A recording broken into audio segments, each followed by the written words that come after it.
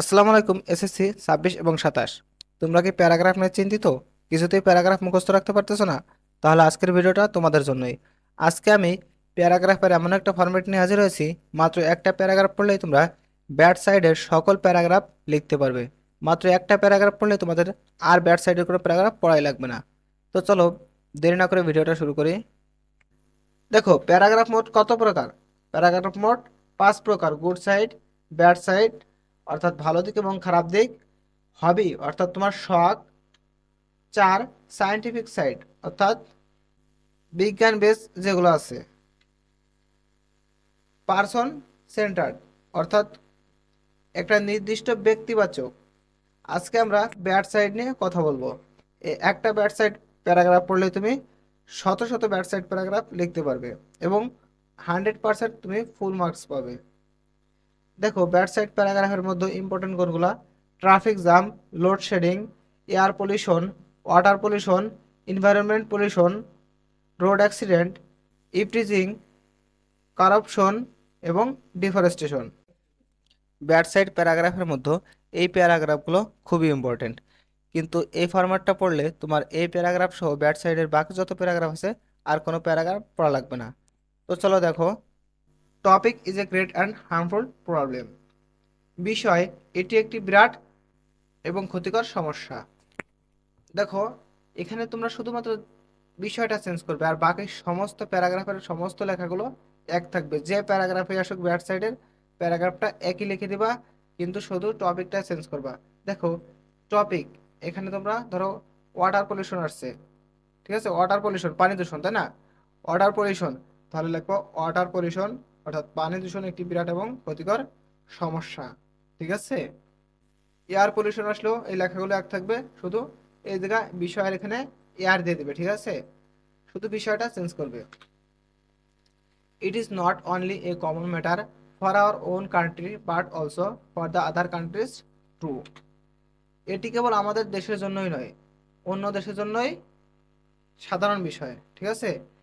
মানে এটি আমাদের দেশেই সীমাবদ্ধ নয়, অন্য দেশেও এটা একটা সাধারণ বিষয় হয়ে দাঁড়িয়েছে। Topic, restoring hour social piece and happiness.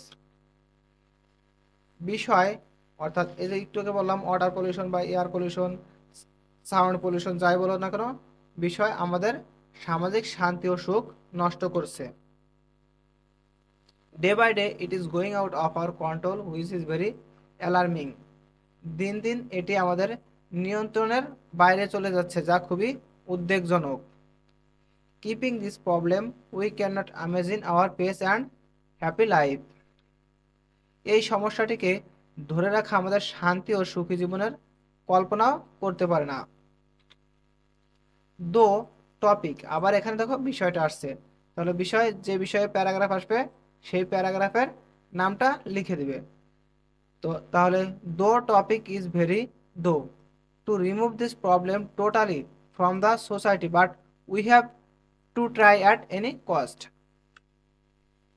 যদিও বিষয় সমাজ থেকে এই সমস্যা সম্পূর্ণরূপে দূর করা খুব কঠিন, তবুও আমাদের যে কোনো মূল্যে চেষ্টা করতে হবে।